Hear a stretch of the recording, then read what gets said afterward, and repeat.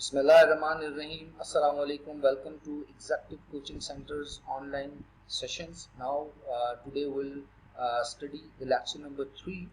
Students, जैसा कि आप स्क्रीन पर देख रहे हैं कि आज इस तीसरे लेक्चर में इंटरनेशनल रिलेशन को कॉन्सेप्चुलाइज भी करेंगे और international relation in everyday life, यानी एक आम आदमी की रूटीन लाइफ, चाहे वो प्रोफेशनल है, चाहे वो स्टूडेंट है, चाहे वो एक कॉमन पर्सन है, चाहे वो एक लीडर है, उसमें इंटरनेशनल रिलेशन की क्या कंट्रीब्यूशन है, क्या रोल है, क्या इम्पोर्टेंस है, और उसके ऊपर इंटरनेशनल रिलेशन या इंटरनेशनल जो एक पूरी की पूरी दुनिया जिसमें हम रह रहे हैं उसमें जो डायनामिज्म है, जो चेंज आता है इंटरनेशनल पॉलिटिक्स में, सिक्योरिटी में, इकोनॉमी में, उसके असरात उस पर क्या होते हैं। हम चूंकि प्रीवियस दोनों लेक्चर्स में इंटरनेशनल रिलेशन की डेफिनेशन, इसकी एवोल्यूशन, इसकी बिगिनिंग, इसकी स्कोप को डिस्कस कर चुके हैं, तो आज कॉन्सेप्चुलाइज करते हैं स्टेप बाय स्टेप जिन बातों को हमने ऑन द सरफेस लेवल पहले दो लेक्चर्स में सिर्फ कॉम्प्रीहेंड करने की कोशिश की, आज उसको कॉन्सेप्चुलाइज करेंगे। तो सबसे पहले हम देखते हैं इंटरनेशनल रिलेशन उन तमाम एरियाज में कॉन्सेप्चुलाइज करते हैं कि आज की दुनिया का, अब का 21वीं सदी का ग्लोबलाइज्ड वर्ल्ड का, इस ग्लोबल विलेज का कॉन्सेप्ट क्या है इंटरनेशनल रिलेशन का। सबसे पहले तो हम इंटरनेशनल रिलेशन की जो हमने कॉम्प्रिहेंसिव डेफिनेशन अंडरस्टैंड की थी, उसके डिफरेंट सेगमेंट्स को आज वन बाय वन अंडरस्टैंड करने की कोशिश करेंगे इन डिटेल। सो सबसे पहले आपके सामने ये लिखा हुआ आ रहा है कि international relation, nation and their relations. हम एक डिटेल में बात डिस्कस कर चुके हैं कि हमारा जो अब तक का रहा है इंटरनेशनल रिलेशन में रोल, वो नेशन स्टेट्स का बहुत ज्यादा रहा है। जिस तरह के अगर हम देखें तो नेशन स्टेट जो हैं वो बेसिक कंट्रीब्यूटर हैं। Primary area of the study of international relation is the interaction of states, यानी स्टेट्स का जो इंटरेक्शन है वो है मेजर फोकस और major primary area of the study of international relations. आज के दौर में भी स्टेट्स ही इंपॉर्टेंट एक्टर हैं, लेकिन एक फर्क आ गया है कि अब सिर्फ स्टेट ही एक्टर नहीं रही। वो के स्टेट और सॉवरेन स्टेट या नेशन स्टेट का कॉन्सेप्ट ऐसा है कि जो मेजर कंट्रीब्यूटर हैं बैनुल अक़वामी ताल्लुकात में, लेकिन जब स्टेट्स उन ताल्लुकात को एग्जीक्यूट करते हैं तो बहुत से और मेजर एक्टर हैं जो कंट्रीब्यूट करते हैं स्टेट्स के डिसीजंस में, कि स्टेट किस मुल्क के साथ या किस इंटरनेशनल अरीना या कम्युनिटी के साथ या किस रीजनल अलायंस के साथ, इकोनॉमिक हो या स्ट्रेटेजिक हो, उसके साथ फर्दर अपने रिलेशनशिप बनाएगी या नहीं बनाएगी। तो वो अब सिर्फ स्टेट ही उस डिसीजन को नहीं ले सकती। दूसरा, अब हम एक ग्लोबलाइज्ड वर्ल्ड में रहते हैं, तो इस ग्लोबलाइज्ड वर्ल्ड में भी स्टेट जो है उसकी जो सॉवरेनिटी है वो उतनी ज्यादा ऑथेंटिकेटेड नहीं रही। कहीं ना कहीं स्टेट की अपनी सॉवरेनिटी कॉम्प्रोमाइज्ड भी हमें नजर आती है। वो क्यों कॉम्प्रोमाइज नजर आती है? इसलिए कि अब नॉन स्टेट एक्टर्स का, एनजीओज का रोल बढ़ गया है, इंटरनेशनल ऑर्गेनाइजेशंस का रोल बढ़ गया है, एमएनसीज का रोल बढ़ गया है। स्टेट के जो डिसीजंस हैं, मेजर इवन के स्टेट्स के जो फॉरेन पॉलिसी डिसीजंस हैं, उसमें भी जो रोल है वो नए एक्टर्स का आ गया है। और ये रोल आया है सिंस 1980s, जब एक इमर्जेंस थी, ऑनसेट ग्लोबलाइजेशन। तो स्टेट गो के प्राइमरी एक्टर हैं इंटरनेशनल रिलेशन में, लेकिन और बहुत से ऐसे एक्टर हैं जिस तरह के नॉन स्टेट एक्टर्स।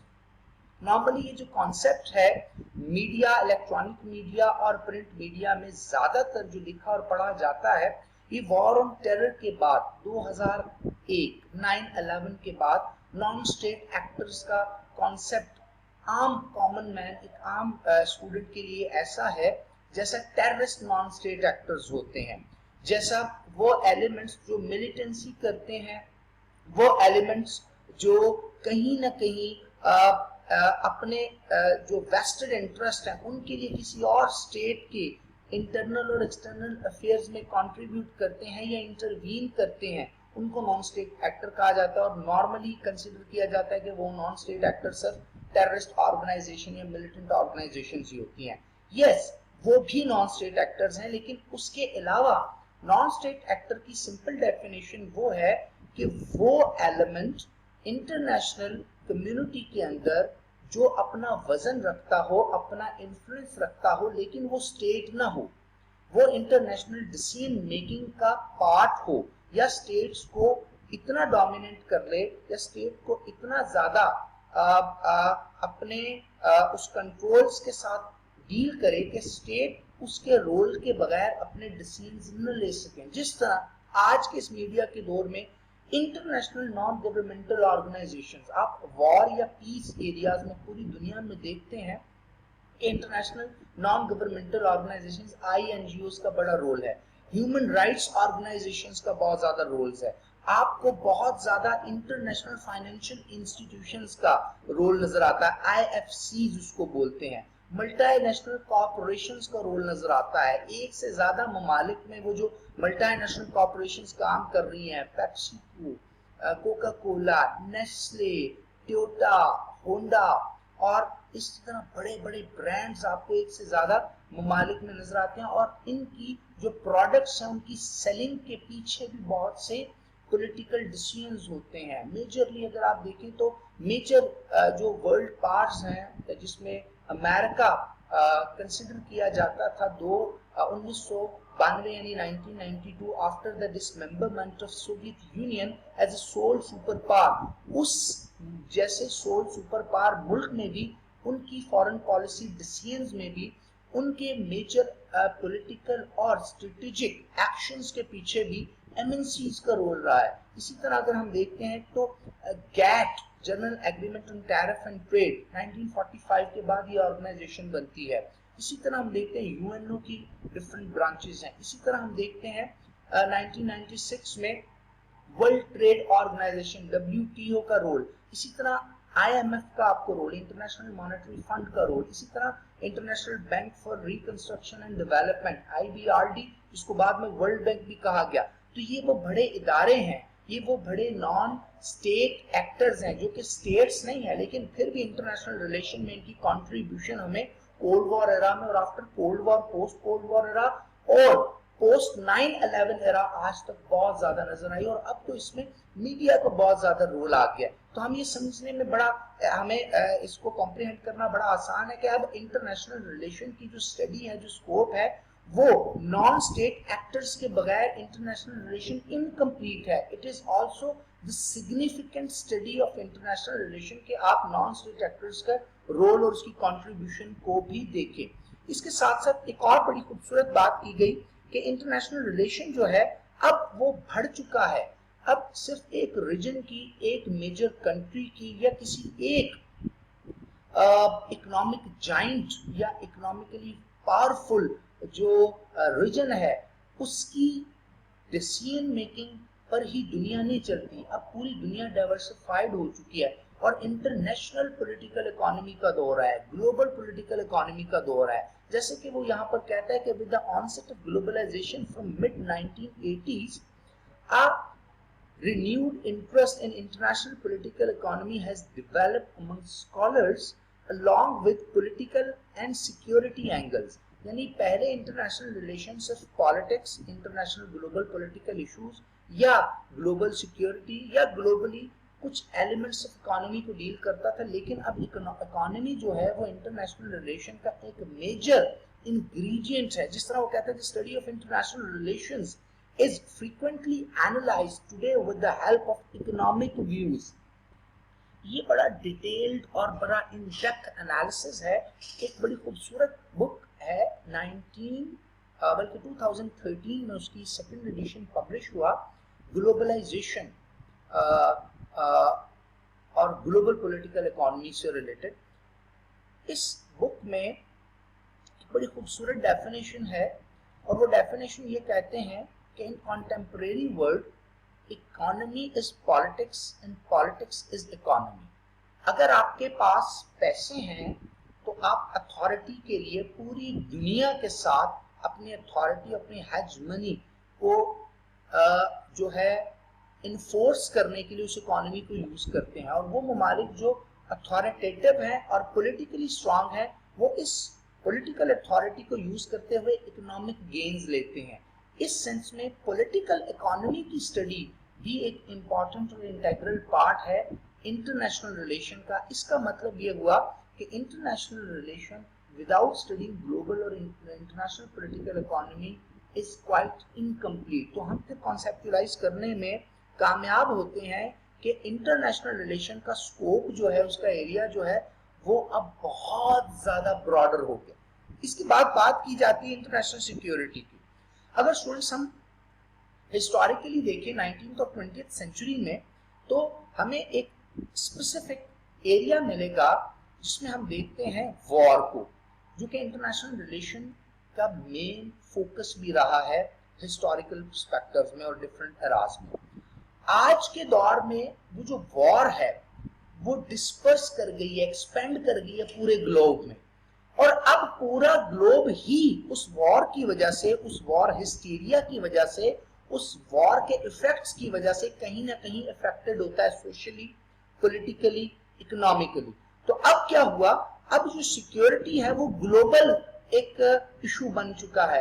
तो इंटरनेशनल सिक्योरिटी को स्टडी करने के लिए इंटरनेशनल रिलेशन में इसको एज ए सेगमेंट स्टडी करना बहुत जरूरी है। It is a younger branch of international relation which is called international security. अब एक और बड़ी खूबसूरत बात यहाँ पर हम आपसे शेयर करते हैं स्टूडेंट्स। कहा यह जाता है, जैसे कि अभी हम डिस्कस कर रहे थे, वो कहता है peaceful international order is always linked to the notion of international security. That includes among other factors, for example, अब international security जो है वो कैसे इंटरनेशनल रिलेशन का एक मेजर कंसर्न है, क्योंकि अब आजकल का जो दौर है प्रोलिफरेशन ऑफ न्यूक्लियर आर्सेनल्स है। आज के दौर में आर्मामेंट की प्रोलिफरेशन होती है, तो non proliferation of weapons of mass destruction जो बहुत बड़े लेवल पर तबाही कर सकें, कोलैटरल डैमेज भी कर सकें, ह्यूमन लाइफ का डैमेज भी कर सकें और काफी ज्यादा डिस्ट्रक्शन भी कर सकें। तो इस वेपन्स ऑफ मैस डिस्ट्रक्शन की प्रोलिफरेशन यानी अबंडेंस ग्रोथ और इसकी बहुत ज्यादा फैलाव का कंसर्न भी इंटरनेशनल सिक्योरिटी का कंसर्न है। आजकल के दौर में वॉर और पीस की स्टडीज और स्ट्रेटेजिक स्टडीज भी इंटरनेशनल कम्युनिटी का या इंटरनेशनल जो आपका वर्ल्ड ऑर्डर है उसका कंसर्न है, तो वो भी इंटरनेशनल रिलेशन का एक इम्पॉर्टेंट सेगमेंट है। तो स्टूडेंट्स हम ये अंडरस्टैंड कर रहे हैं कि इसका मतलब है इंटरनेशनल रिलेशन एक बड़ा ही डाइवर्सिफाइड और बड़ा ही ब्रॉडर सब्जेक्ट है। जब इसको कॉन्सेप्चुलाइज करते हैं, इसको अंडरस्टैंड करते हैं, तो इसमें बहुत से एरियाज आते हैं। फॉर एग्जाम्पल एक और एरिया है जिसको पहले सेपरेटली इंटरनेशनल रिलेशन की हद तक पढ़ा जाता था और वर्ल्ड पॉलिटिक्स में, या बाज ऑथर जिसको वर्ल्ड पॉलिटिक्स में डील करते थे और इंटरनेशनल रिलेशन के साथ नहीं डील करते थे, जैसा हमने प्रीवियस लेक्चर में कहा, foreign policy. Foreign policy of major या इंपॉर्टेंट पार्ट्स या इंपॉर्टेंट स्टेक होल्डर्स या इंपॉर्टेंट नेशंस। अब सवाल ये पैदा होता है कि 193 रजिस्टर्ड जो कंट्रीज हैं यूएनओ में, जनरल असेंबली के मेंबर हैं, इन सब की फॉरेन पॉलिसी इंपॉर्टेंट क्यों नहीं है? तो इसका बड़ा आसान सा आंसर है कि जिस तरह किसी ट्राइब में, किसी कम्युनिटी में, किसी सोसाइटी में उसके मेजर स्टेक होल्डर की डिसीजन मेकिंग और उनके माइंडसेट से वो सोसाइटी, वो ट्राइब या वो कम्युनिटी रन करती है, उसके डेली अफेयर्स एग्जीक्यूट करते हैं, इसी तरह पूरी दुनिया के अफेयर्स भी major global political stake holders यानी वर्ल्ड पावर्स ही चलाते हैं। ये जो ट्रेंड देते हैं दुनिया उस ट्रेंड को फॉलो करती है। बस अगर आप इंटरनेशनल इकोनॉमी को देखें, डॉलर बेस्ड है, यूरो बेस्ड है, या आपको नजर आएगा वो पाउंड बेस्ड है, यानी बड़ी इकोनॉमीज ही चला रही है दुनिया को। ट्रेड को आप देख लें, आप सी लाइंस ऑफ कम्युनिकेशन को देख लें, आप सी बोर्न ट्रेड को देख लें, आप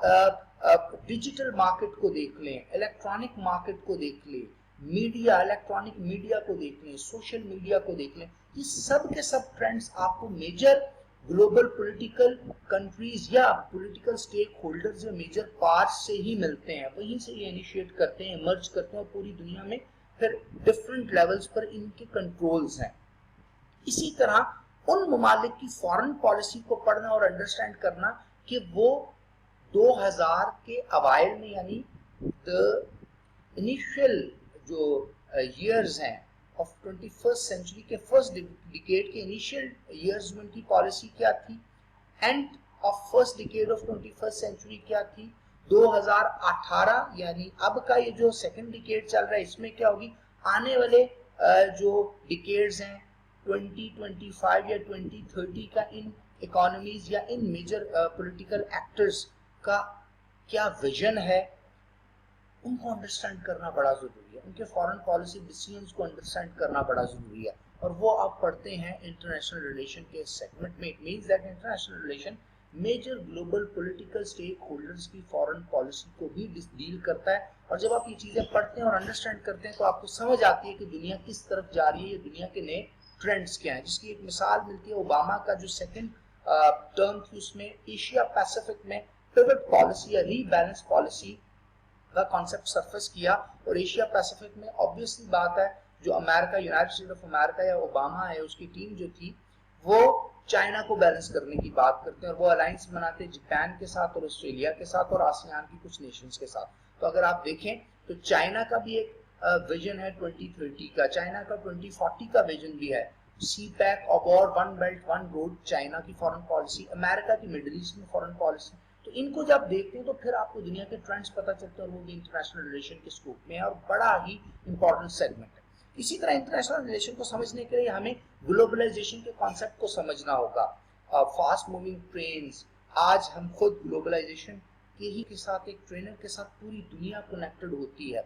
आप यूट्यूब को देख सकते हैं, आप अगर पूरी दुनिया में कहीं पे भी ट्रैवल कर सकते हैं या ट्रैवल करना चाहते हैं तो ऑनलाइन आप पहले से रिजर्वेशन करवा सकते हैं, आप होटल्स में रिजर्वेशन करवा सकते हैं, आप ऑनलाइन असेसमेंट कर सकते हैं, यानी ऑनलाइन इंटरव्यूज हो रहे होते हैं, डिफरेंट यूनिवर्सिटीज के एंट्री टेस्ट हो रहे होते हैं। टॉफल को अगर आप देखें, आईबीटी पाकिस्तान में अगर किसी ने टॉफल करना है, इंडिया में करना है तो इंटरनेट बेस्ड टेस्ट वो कर सकता है। इसी तरह हमारे अपने ये सेशंस अगर आप देखें, पूरी दुनिया को एक ही टाइम में without the difference of time and space हम लाइव इंटरेक्ट कर सकते हैं। तो it is all about the technological advancement और ये भी एक ग्लोबलाइजेशन का ही बेनिफिट है। और वो जो ग्लोबलाइजेशन है उसको हम स्टडी करते हैं इंटरनेशनल रिलेशन के इंपॉर्टेंट सेगमेंट में। फॉर एग्जांपल, ग्लोबलाइजेशन के कॉन्सेप्ट में 3 डिफरेंट थ्योरीज बहुत इंपॉर्टेंट है।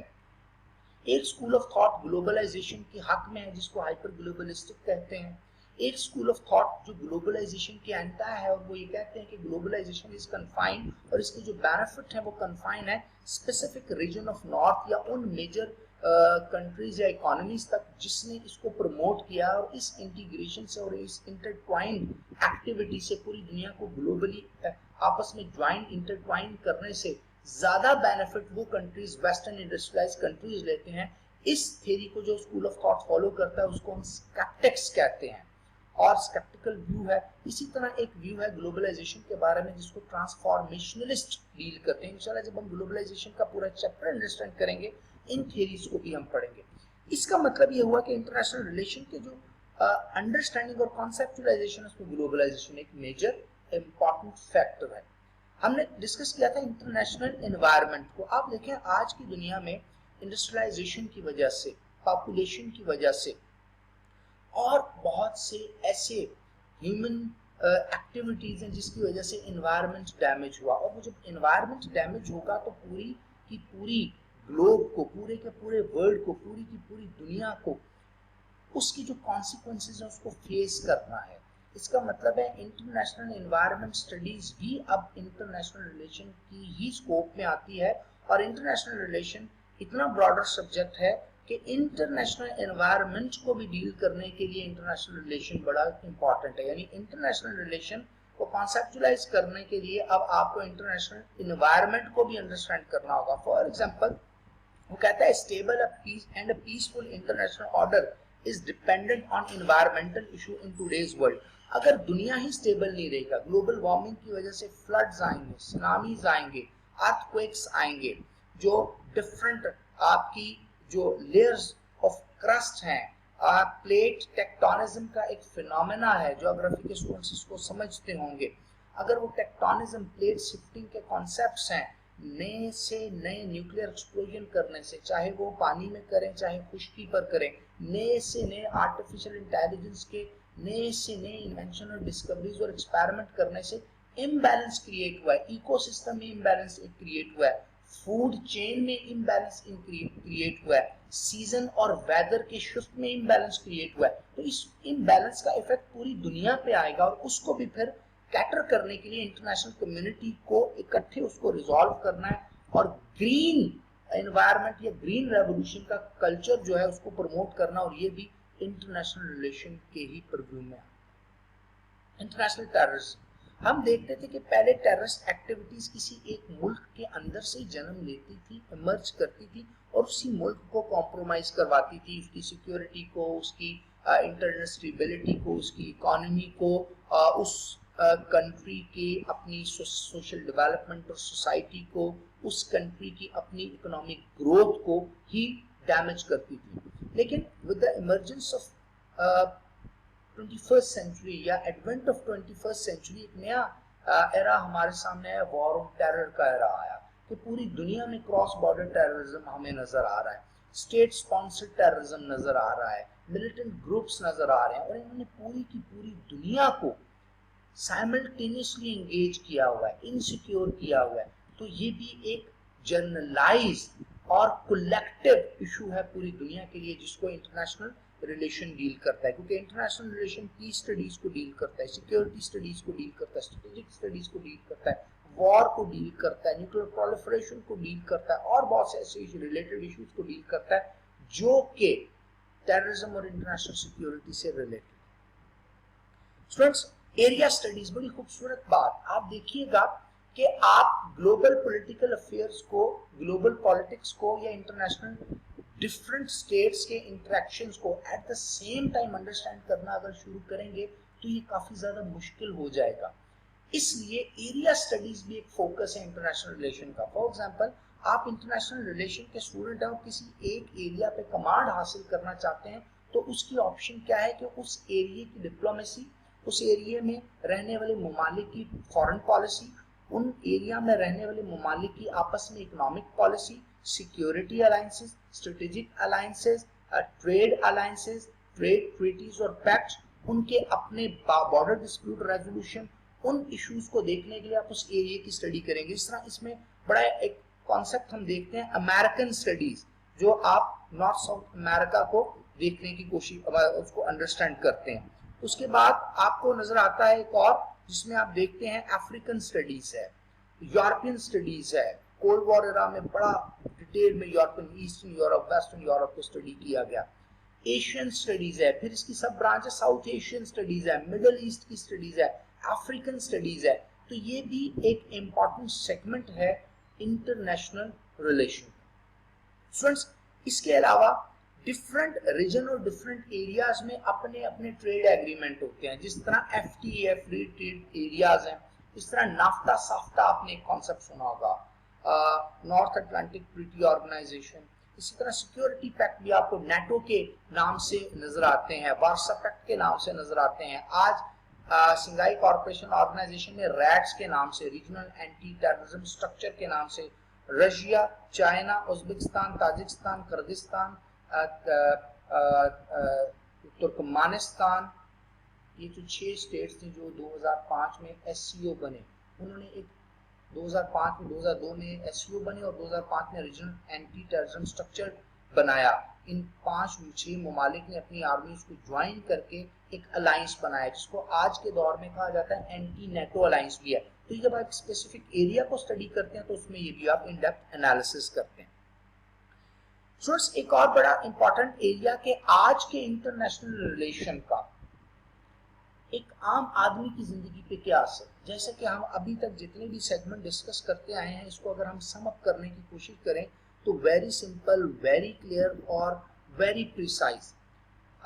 मैं 2-3 सेंटेंस में आपको समझाने की कोशिश करूंगा दैट आज के दौर में स्टूडेंट्स, हर एक शख्स डायरेक्टली और इनडायरेक्टली इन्फ्लुएंस में है इंटरनेशनल इश्यूज के, इंटरनेशनल इकोनॉमिक डायनामिज्म के, इंटरनेशनल डिसीजंस के, इंटरनेशनल एनवायरनमेंट के, और कहीं ना कहीं इकोनॉमिक पॉइंट ऑफ व्यू से, सोशल पॉइंट ऑफ व्यू से, सिक्योरिटी के पॉइंट ऑफ व्यू से, पर्सनल लाइफ की पॉइंट ऑफ व्यू से, बिजनेस के पॉइंट ऑफ व्यू से वो इफेक्ट होता है। जिस तरह अगर बेनिफिट्स देखे जाएं तो इंटरनेशनल रिलेशन का डायरेक्टली इफेक्ट है टेक्नोलॉजी के पॉइंट ऑफ व्यू से। पूरी दुनिया में एक एडवांसमेंट है टेक्नोलॉजी की, और उस टेक्नोलॉजी की जो एक्सेस की रेंज है वो टाइम और जो डिस्टेंस है उसके उस लिमिटेशन से बाहर आ चुकी है। पूरी दुनिया आपस में इंटरट्वाइंड है, डिपेंडेंट हो चुकी है। हर एक शख्स दूसरे शख्स पर डिपेंडेंट है, इंटरनेट के जरिए, फेसबुक के जरिए, इलेक्ट्रॉनिक मीडिया। तो हर एक कॉमन पर्सन भी डायरेक्टली और इनडायरेक्टली इंटरनेशनल रिलेशन के परव्यू में आता है, और इंटरनेशनल रिलेशन का रोल है एक नॉर्मल लाइफ में। इस तरह अगर आप देखें कि अमेरिका का एक मेजर डिसीजन है सीरिया क्राइसिस से रिलेटेड, एक इंटरनेशनल मेजर डिसीजन लिया और बॉम्बिंग उन्होंने की, तो उसके रिएक्शन में चाइना और ईरान का अपना एक डिसीजन है, रशिया का अपना एक डिसीजन है, वो बशर अल असद की गवर्नमेंट के हक में है। तो पूरी दुनिया में एक पैनिक है, पूरी दुनिया के लोग जो सीरियन रेफ्यूजीज है उस इशू में इन्वॉल्व है, कहीं ना कहीं क्राइसिस का शिकार है।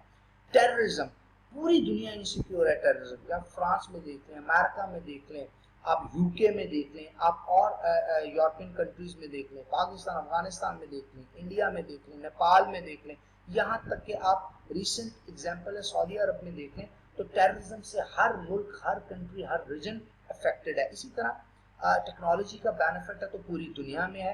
तो एक कॉमन मैन, एक सिंपल पर्सन की लाइफ में भी इंटरनेशनल रिलेशन का बहुत ज़्यादा रोल है।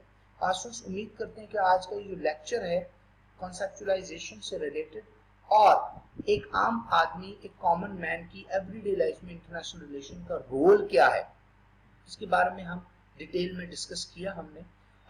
एक और चीज कि अब इन 3 लेक्चर में हमने एक बैकग्राउंड डेवलप कर दी है एक लेमैन के लिए, एक नए स्टूडेंट के लिए भी, कि वो जो सब्जेक्ट, जो डिसिप्लिन ऑप्ट कर रहा है, जिसको पढ़ने जा रहा है, उसकी बेसिक्स क्या है, उसके ग्राउंड्स क्या है। आने वाले लेक्चर्स में हम अब एक एक टॉपिक को इन डिटेल अलग से पढ़ेंगे, उन तमाम टॉपिक्स जिसका ग्लिम्स आपको इन 3 लेक्चर्स में कहीं ना कहीं मिला, और वो टर्मिनोलॉजी जिसको हमने कहीं ना कहीं यहाँ पर डिस्कस करने की कोशिश की। फ्रेंड्स, एक और चीज कि इंटरनेशनल रिलेशन को अंडरस्टैंड करने के लिए थ्योरीज को अंडरस्टैंड करना बहुत जरूरी है, अप्रोचेस को अंडरस्टैंड करना जरूरी है। तो हम कोशिश करेंगे कि लेक्चर नंबर 4 में हम थ्योरीज और अप्रोचेस की भी बेस बना दें, ताकि जब हम थ्योरीज और अप्रोचेस को अंडरस्टैंड करें और आजकल की इस दुनिया में क्या हो रहा है, मुल्क फॉरेन पॉलिसी कैसे बनाते हैं, इंटरनेशनल पॉलिटिकल इकोनॉमी की डायमेंशन क्या है, ग्लोबलाइजेशन किस सिमत में जा रही है, रीजनल अकॉर्ड कैसे हो रहे हैं, सिक्योरिटी अकॉर्ड क्या होते हैं, पीस स्टडीज क्या होती हैं, America Pakistan relation, America China relation, India China relation, India Afghanistan relation, मुल्कों के आपस के relation, major global political issues, nuclear proliferation, environment, और बहुत सी ऐसी चीजें, रेफ्यूजीज, आने वाले दौर के पॉपुलेशन के इश्यूज, एपिडेमिक एंडेमिक डिजीजेस का इश्यूज, इंटरनेशनल इकोनॉमी के इश्यूज, पर कैपिटा इनकम के इश्यूज, पॉवर्टी के इश्यूज, इसको जब हम डिस्कस करें तो इन थ्योरीज को हम अप्लाई करें और इनको अंडरस्टैंड करें, जो हमारे लिए बहुत ज्यादा बेनिफिशियल हो। होप आज का लेक्चर भी आपके लिए एक बड़ा इम्पोर्टेंट स्टेप साबित होगा आपके फ्यूचर जर्नी के लिए, इंटरनेशनल रिलेशन को कॉम्प्रिहेंड करने के लिए। Thank you very much. Allah Hafiz.